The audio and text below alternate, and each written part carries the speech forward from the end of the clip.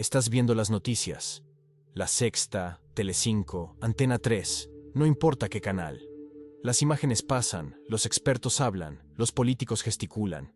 Absorbes información, formas opiniones, sientes rabia hacia ciertos partidos, esperanza en otros.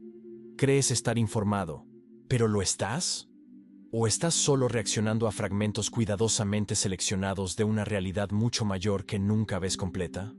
La verdad es que vivimos la paradoja más cruel de la democracia moderna española. Nunca tuvimos tanto acceso a la información y nunca estuvimos tan políticamente alienados. Alienación no significa desinterés, significa perder la capacidad de pensar críticamente sobre las estructuras de poder que gobiernan tu vida. Y en este vídeo, descubrirás exactamente cómo sucede esto, quién se beneficia de ello, y por qué incluso ahora, mientras ves este contenido, parte de ti se resiste a creer que puedas estar alienado. Platón escribió sobre prisioneros en una caverna que pasaban la vida entera observando sombras en la pared, confundiendo esas proyecciones con la realidad. Los ciudadanos españoles hoy son esos prisioneros. Las sombras son el espectáculo político transmitido por los medios de comunicación. ¿Y el fuego que proyecta esas sombras? Es alimentado por aquellos que nunca ves, pero que controlan lo que piensas sobre política sin que te des cuenta. Al final de este vídeo, sabrás exactamente cómo los medios de comunicación españoles fabrican tu consentimiento político, cómo tus emociones son secuestradas por el miedo institucionalizado, por qué votar se ha convertido en una ilusión de poder, cómo la ignorancia fue deliberadamente transformada en política de Estado en la España posfranquista, y más importante, si aún es posible despertar de esta alienación sin caer en nuevas ilusiones igualmente peligrosas. A partir de este momento, estás a punto de confrontar verdades sobre la democracia española que van a desestabilizar convicciones que has cargado por años. La pregunta no es si quieres saber. La pregunta es, ¿tienes el coraje de continuar viendo? Noam Chomsky y Edward Herman, en su obra revolucionaria de 1988, revelaron algo devastador. Tu opinión política no es realmente tuya. Ellos documentaron cómo los medios de comunicación filtran sistemáticamente la realidad a través de 5 mecanismos invisibles. La propiedad concentrada de los medios, la dependencia fatal de la publicidad corporativa, el uso exclusivo de fuentes oficiales gubernamentales, la presión organizada contra narrativas incómodas y la reproducción constante de la ideología dominante. En España, esto toma una forma específica y brutal. Desde la transición hasta hoy, conglomerados como A3 Media, Mediaset España y Prisa, no solo definen lo que ves en los noticieros. Ellos definen principalmente lo que nunca ves. Ciertos temas permanecen tabúes intocables desde hace décadas. La alienación comienza en el momento en que te sientas frente a la televisión creyendo que te estás informando, cuando en realidad estás recibiendo solo los fragmentos de realidad que alguien decidió que debes conocer. Piensa en la crisis catalana de 2017. Dependiendo del canal que veías, presenciaste realidades completamente opuestas. Para algunos españoles, fue un golpe separatista criminal. Para otros, una legítima expresión democrática brutalmente reprimida. No había término medio. No había matices. Cada español vivió en una España diferente durante aquellos meses. Y lo más perturbador, ambos lados tenían la certeza absoluta de que estaban viendo la verdad. Existe un fenómeno psicológico que explica por qué sucede esto. Peter Wasson documentó en 1960 el sesgo de confirmación. Una vez que tu cerebro adopta una narrativa política, sea de izquierda o derecha, independentista o unionista, automáticamente buscas solo informaciones que confirmen esa visión. Te vuelves impermeable al diálogo. Creas una burbuja cognitiva donde solo ecos de tu propia opinión reverberan infinitamente. Es como intentar entender una corrida de toros viendo solo los tráilers promocionales.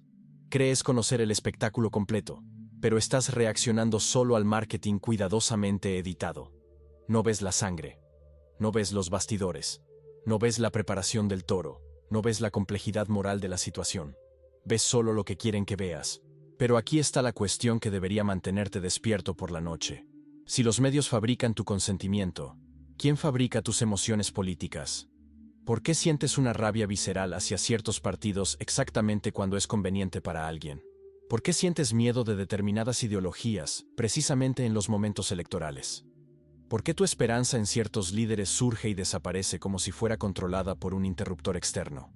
Hannah Arendt demostró en 1951 algo que los españoles deberían haber aprendido, pero deliberadamente olvidaron.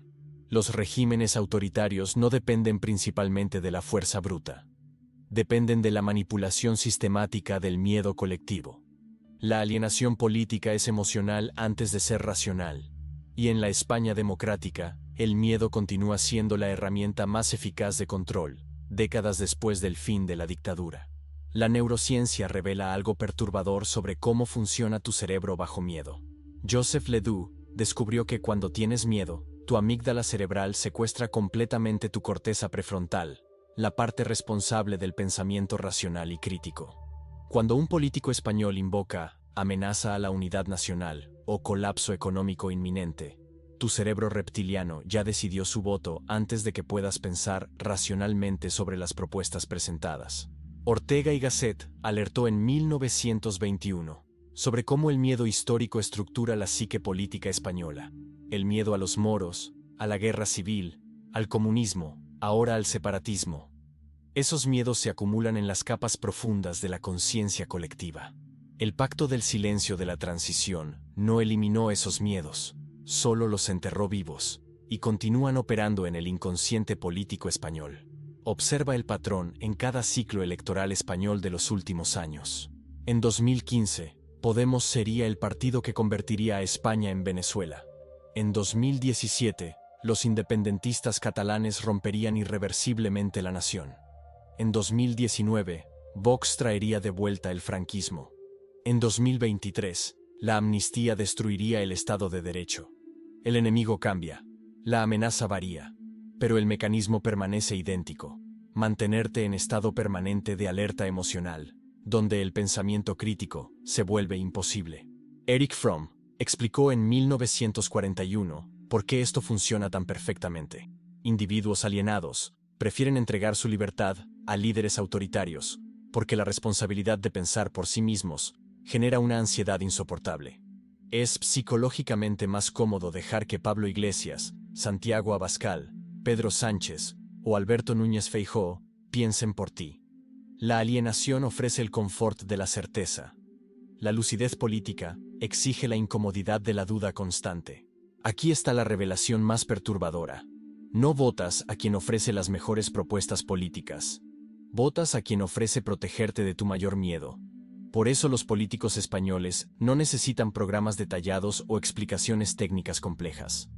Necesitan solo identificar cuál es tu pesadilla particular y prometer que son la única barrera entre tú y el caos. Pero si el miedo te controla emocionalmente y los medios te controlan informativamente, ¿qué queda de tu capacidad de pensar libremente? ¿Existe aún algún espacio para la autonomía política genuina? ¿O ya eres solo un algoritmo previsible que reacciona exactamente como fue programado para reaccionar? Jean-Jacques Rousseau escribió en 1762 una frase que debería estar grabada en la entrada del Congreso de los Diputados. El pueblo inglés piensa que es libre. Se engaña. Mucho. Solo lo es durante la elección de los miembros del Parlamento. Tan pronto como estos son elegidos, es esclavo, no es nada. Sustituye inglés por español y tienes un diagnóstico perfecto de la democracia representativa que crees practicar. Sheldon Walling acuñó en 2008 un término que describe perfectamente la situación española actual: democracia invertida. Un sistema donde todas las formas democráticas continúan existiendo visiblemente: elecciones regulares, parlamento funcional, partidos políticos compitiendo. Pero el poder real fue silenciosamente transferido a élites económicas y tecnocráticas que nunca elegiste y que no responden a tus votos. En España, esto se manifiesta en las puertas giratorias entre política y grandes empresas. Exministros que se convierten en consejeros del IBEX 35. Expresidentes que se vuelven consultores de bancos internacionales. La pregunta no es si esto sucede. La pregunta es, ¿por qué esto no causa una revuelta generalizada en la población? ¿Votaste para que España rescatara a los bancos con 60.000 millones de euros de dinero público en 2012? No votaste. ¿Votaste para reformar el artículo 135 de la Constitución priorizando el pago de la deuda sobre inversiones sociales en salud y educación? No votaste. ¿Votaste para privatizar empresas públicas que eran rentables? No votaste. Pero todas esas decisiones fueron tomadas independientemente de a quién votaste, porque el verdadero poder no está en el Congreso. Está en el Banco Central Europeo, en el FMI, en los consejos de administración que nunca ves. Antonio Gramsci, escribiendo en una prisión fascista entre 1929 y 1935, explicó el concepto de hegemonía cultural, cómo la clase dominante mantiene el poder no por la fuerza militar o policial, sino haciendo que sus ideas parezcan naturales, inevitables, simplemente la forma en que son las cosas. En la España contemporánea, conceptos como austeridad necesaria, reformas estructurales urgentes, responsabilidad fiscal, fueron naturalizados al punto de que nadie cuestiona. ¿Responsabilidad fiscal para quién? ¿Reformas en beneficio de quién? ¿Austeridad para qué clase social? Observa la trampa bipartidista que operó en España desde la transición. PSOE y PP se alternaron en el poder por décadas, creando la ilusión de cambio democrático. Pero analiza las políticas efectivamente implementadas. Ambos mantuvieron la monarquía como institución intocable. Ambos sostuvieron el modelo autonómico problemático sin reformas profundas. Ambos aplicaron políticas económicas neoliberales cuando gobernaron. Ambos protegieron a las mismas élites. La diferencia entre ellos está más en el estilo retórico que en la sustancia de las políticas. Chomsky resumió esto perfectamente. El objetivo del sistema no es que votes al candidato correcto. El objetivo es que creas que tu participación importa. El verdadero triunfo es hacerte sentir que el sistema es legítimo, incluso cuando sus decisiones no tienen impacto real en las políticas implementadas. No eliges el menú en el restaurante de la democracia española. Solo eliges qué camarero te trae el plato que ya fue decidido en la cocina por chefs que nunca viste, y a quienes no les importan tus preferencias alimentarias.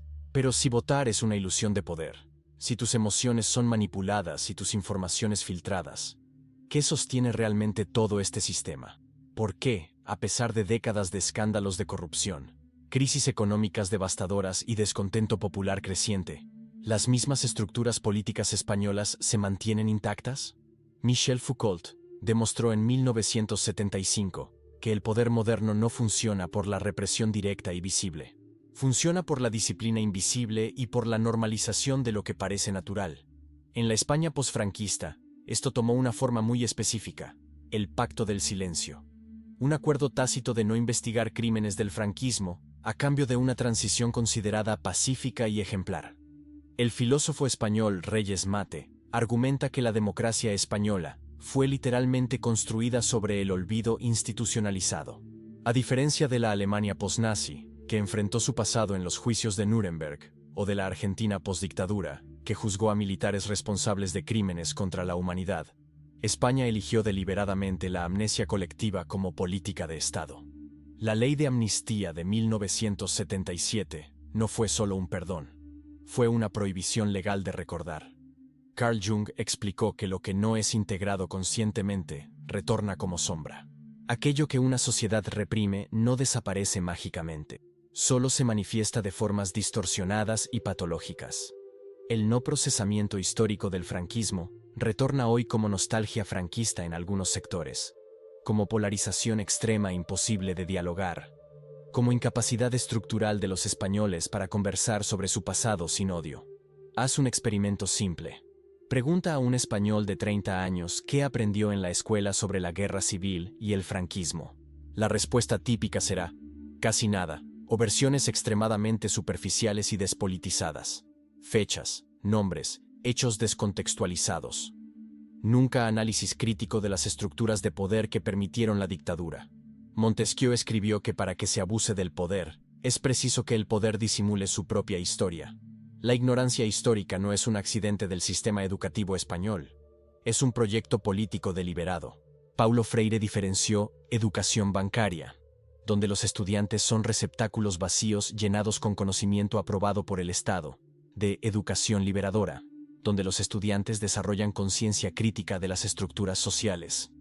El sistema educativo español practica educación bancaria, fechas para memorizar, personajes para identificar, eventos para listar en exámenes. Nunca. ¿Por qué ocurrió la guerra civil? ¿Qué intereses económicos estaban en juego? cómo la dictadura benefició a ciertas clases. ¿Por qué la transición fue negociada en los términos que fue? No eres ignorante sobre política por pereza personal o desinterés individual. Fuiste sistemáticamente preparado, a través del sistema educativo y de los medios de comunicación, para ser ignorante sobre cómo funciona tu propio sistema político. La pregunta no es, ¿por qué los españoles saben tan poco sobre su democracia? La pregunta correcta es, ¿a quién interesa esta ignorancia generalizada? Regresa a la alegoría de la caverna de Platón. En la caverna de la democracia española, los prisioneros ven las sombras del espectáculo político mediático, proyectadas por el fuego de los medios de comunicación. Y cuando alguien sale de la caverna, ve la luz del sol de la realidad política no filtrada, y regresa para contar a los otros, estos lo consideran loco, conspiranoico, extremista. Pero si la ignorancia fue institucionalizada, si el miedo fue instrumentalizado, si el consentimiento fue fabricado, si el voto se convirtió en ritual vacío, ¿aún existe salida? ¿Es posible despertar dentro de la caverna? Immanuel Kant definió en 1784 la Ilustración como la salida del hombre de su minoría de edad, de la cual él mismo es culpable. Minoría de edad significa incapacidad de usar el propio entendimiento, sin la orientación constante de otro. La alienación política es esa minoría de edad voluntaria. Es preferir que otros piensen políticamente por ti, porque pensar por ti mismo genera ansiedad y responsabilidad. Sócrates insistía en que una vida no examinada no merece la pena ser vivida. Antes de intentar cambiar el sistema político español, necesitas examinar honestamente cuáles de tus opiniones políticas son genuinamente tuyas y cuáles fueron implantadas por años de exposición a determinados discursos. Existe un ejercicio práctico de desalienación que puedes comenzar hoy. Durante una semana entera, al ver noticieros españoles, anota: ¿qué temas se repiten obsesivamente? ¿Qué temas nunca aparecen? ¿Quién es entrevistado como experto neutral? ¿A qué intereses sirven esas voces? Lee la misma noticia en 3 fuentes ideológicamente opuestas. Observa cómo los hechos básicos son los mismos, pero el encuadre, el contexto, la interpretación cambian completamente. La realidad no cambió. La construcción narrativa de la realidad sí. Pregúntate, si no tuviera televisión, redes sociales o periódicos por un mes, ¿mis opiniones políticas cambiarían sustancialmente? Si la respuesta es sí, entonces esas opiniones no son tuyas. Son prestadas, son implantadas. Herbert Marcuse describió en 1964 cómo la sociedad industrial avanzada crea falsas necesidades. Deseos que parecen tuyos, pero fueron producidos externamente. En la política, esto se manifiesta como falsas urgencias. Necesitamos desesperadamente un gobierno fuerte. Es esencial combatir al enemigo político X inmediatamente. Cuestiona siempre: ¿urgente para quién? ¿Esencial según qué valores? Pero existe un peligro en el despertar de la alienación. Sartre alertó que la libertad viene acompañada de angustia. La responsabilidad de elegir sin garantías absolutas, sin verdades reconfortantes. Muchos de los que despiertan de la alienación mainstream caen inmediatamente en nuevas alienaciones. Teorías conspirativas simplistas, populismos radicales, ideologías totalizantes. Cambian una prisión por otra. La verdadera desalienación no significa adquirir nuevas certezas políticas. Significa desarrollar capacidad crítica permanente. Dudar de todas las narrativas inicialmente, inclusive de aquellas que confirman tus prejuicios existentes. Hannah Arendt diferenció 3 tipos de actividad humana: labor, la actividad de supervivencia; trabajo, la creación de objetos duraderos; y acción, la interacción política genuina. La mayoría de los españoles está atrapada en la labor, sobreviviendo económicamente, sin tiempo para acción política real. Romper la alienación significa crear espacios donde la acción genuina sea posible. Asambleas de barrio, cooperativas, colectivos autogestionados. El movimiento 15M de 2011 fue un intento masivo de desalienación colectiva en España. Por breves meses, españoles ocuparon plazas y practicaron democracia directa, cuestionando el bipartidismo. El sistema respondió con cooptación y represión. Podemos canalizó la energía hacia las instituciones. La ley Mordaza de 2015 criminalizó protestas. Nietzsche describió 3 metamorfosis del espíritu: el camello, que carga el peso de las convenciones; el león, que lucha contra ellas; y el niño, que crea nuevos valores. La mayoría permanece en la fase camello. Algunos despiertan y se convierten en leones. Pero la verdadera libertad viene al convertirse en niño, creando nuevas formas de organización política. No elegiste nacer dentro de la caverna política española. No elegiste ser expuesto a los medios que moldearon tus opiniones. Pero ahora que sabes, la ignorancia no es más excusa válida. Sartre dijo que estamos condenados a ser libres. Incluso no eligiendo el sistema en el que naciste, eres responsable por cómo respondes a él. La ignorancia fue cómoda durante años. La lucidez es perturbadora, pero no hay retorno posible. Platón escribió que aquel que sale de la caverna y ve la luz del sol no puede más vivir feliz entre las sombras. Puedes fingir que no sabes. Puedes intentar retornar a la ilusión de que tus elecciones importan. Pero el conocimiento de la alienación ya alteró irreversiblemente tu relación con la política española. Empieza pequeño. No intentes cambiar todo el sistema inmediatamente. Empieza cambiando una conversación sobre política. Cuestiona una narrativa mediática. Niégate a reproducir automáticamente el discurso implantado en ti. La desalienación es viral. Una conciencia despierta contamina positivamente a otras. Kant resumió la ilustración en 2 palabras latinas: sapere aude. Atrévete a saber. La alienación política solo persiste porque la mayoría prefiere la seguridad psicológica de la ignorancia al riesgo existencial de la lucidez. Tú ahora tienes la información. La cuestión final no es si entendiste. La cuestión es, ¿tienes el coraje de ser libre? En una democracia donde la mayoría está alienada, ser consciente políticamente te transforma en minoría. Pero recuerda, todas las transformaciones históricas significativas comenzaron con minorías conscientes que se negaron a aceptar la realidad como inevitable. La caverna de Platón solo permanece oscura mientras todos acuerdan no cuestionar las sombras.